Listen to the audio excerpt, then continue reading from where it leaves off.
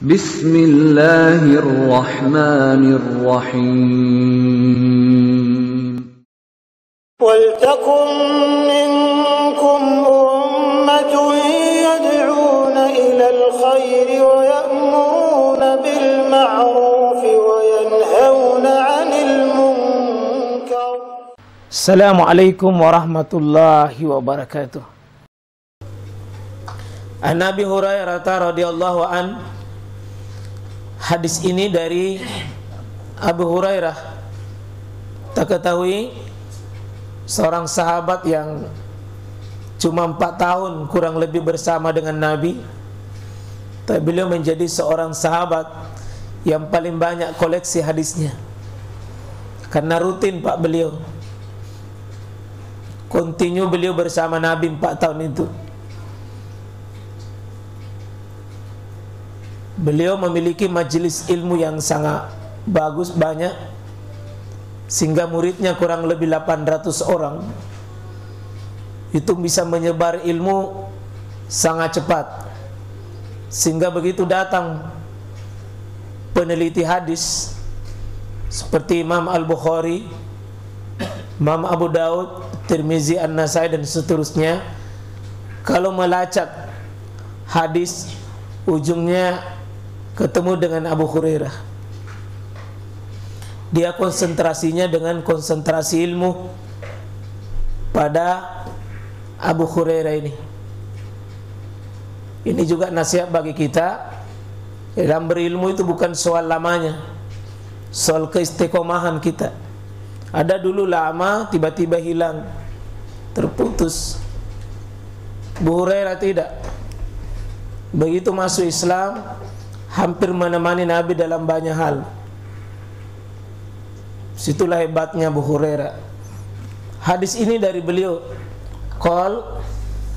Beliau berkata, qala Rasulullah sallallahu alaihi wasallam, Nabi sallallahu alaihi wasallam bersabda. Apa sabdanya Nabi? Innallaha ta'ala qala, sesungguhnya Allah yang maha tinggi itu berfirman. Jadi Abu Hurairah membawakan sabdanya Rasul, dan sabdanya Rasul adalah sabdanya Allah. Itu artinya hadis qudsi. Hadis qudsi. Hadis qudsi artinya hadis suci. Qudsi artinya suci. Jika penyandarannya datang dari Allah, disebut qudsi. Jika penyandarannya sama Nabi, namanya hadis Nabi. Itu bedanya itu. Kalau sandarnya Allah, qudsi, karena Allah maha suci. Kalau sandarannya Nabi, hadis Nabi, meskipun dua-duanya hadis Nabi SAW, yakni firman Allah ini, tapi tidak dibukukan dalam Al-Quran, maka disebut hadis qudsi. Jika dia dibukukan dalam Al-Quran, namanya kalamullah.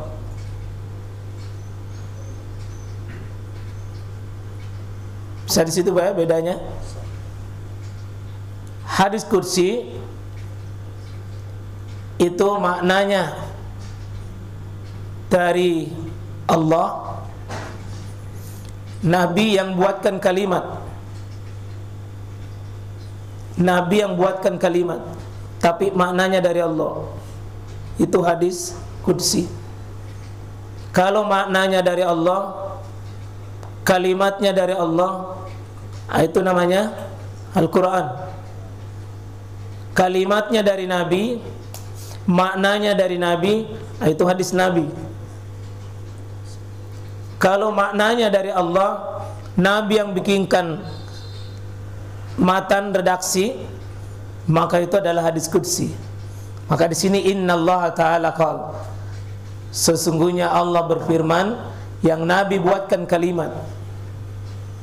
Dan ini kalamullah, tidak boleh dibaca dalam salat. Batal salat kita meskipun firman Allah. Dalam sisi sahih tidak sahihnya sama dengan hadis biasa.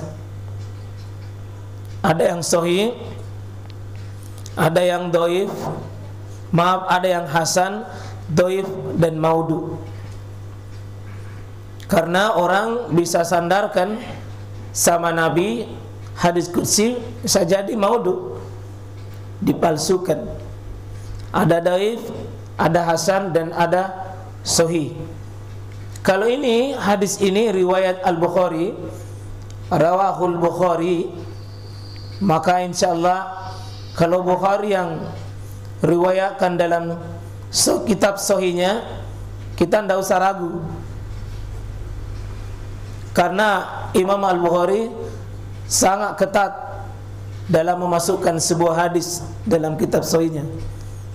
Kecuali di kitab bukan Sahih Bukhari.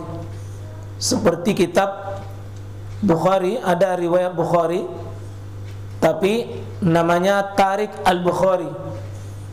Itu tidak semuanya sahih di situ.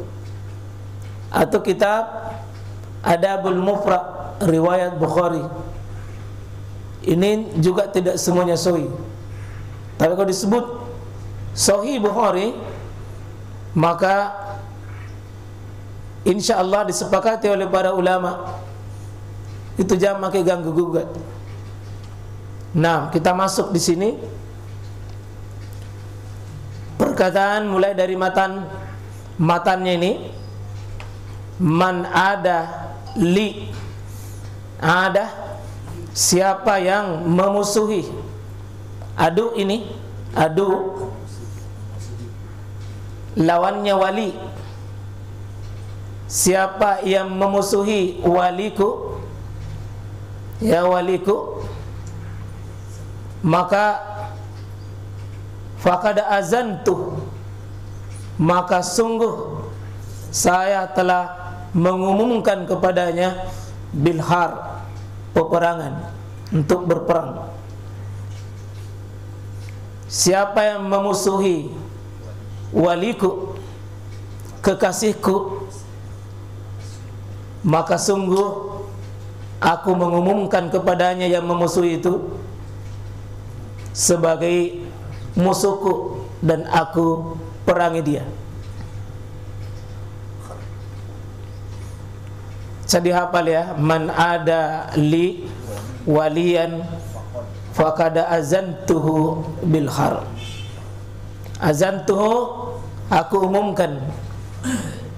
Sawa li makna al-i'lanu, saya umumkan. Azantuhu bil har, artinya aku umumkan kepadanya sebuah peperangan. Ini bahayanya memusuhi walinya Allah. Bahayanya memusuhi wali Allah, karena langsung Allah katakan saya umumkan dia berperang kepadanya. Ini artinya pembelaan Allah kepada walinya itu pembelaan yang luar biasa, Pak. Kalau Allah umumkan perang, maka tidak akan ada kebaikan kepada orang yang menjadi musuhnya walinya Allah. Tidak ada kebaikan bagi dirinya. Allah akan pasti binasakan dia, dan ditarik semua rahmat, dicabut semua keberkahan hidupnya kalau ada orang yang menjadi musuh bagi walinya Allah. Ini bahayanya memusuhi wali Allah. Bahayanya menyakiti orang beriman. Bahayanya menyakiti orang muslim, karena langsung Allah yang bela dia dengan faqad azantuhu bil khar. Mungkin orang itu sehat fisiknya, tapi jiwanya yang menjerit. Yang siksa wali-wali Allah, kalaupun sehat fisiknya, mungkin rumah tangganya yang berantakan. Itu bentuk azantuhu bil har. Mungkin orang itu kuat kelihatan, tapi dia tidak bisa tegak di atas syariat. Itu juga bentuk penderitaan padanya. Siapa menjadi musuh Allah, musuh walinya, tidak ada kebaikan bagi dirinya. Tidak ada kebaikan bagi dirinya. Itu waspada ya ikhwah. Kalau ada orang yang sungguh-sungguh bertauhid, sungguh-sungguh mengamalkan sunnah, kalau kita cerita dia,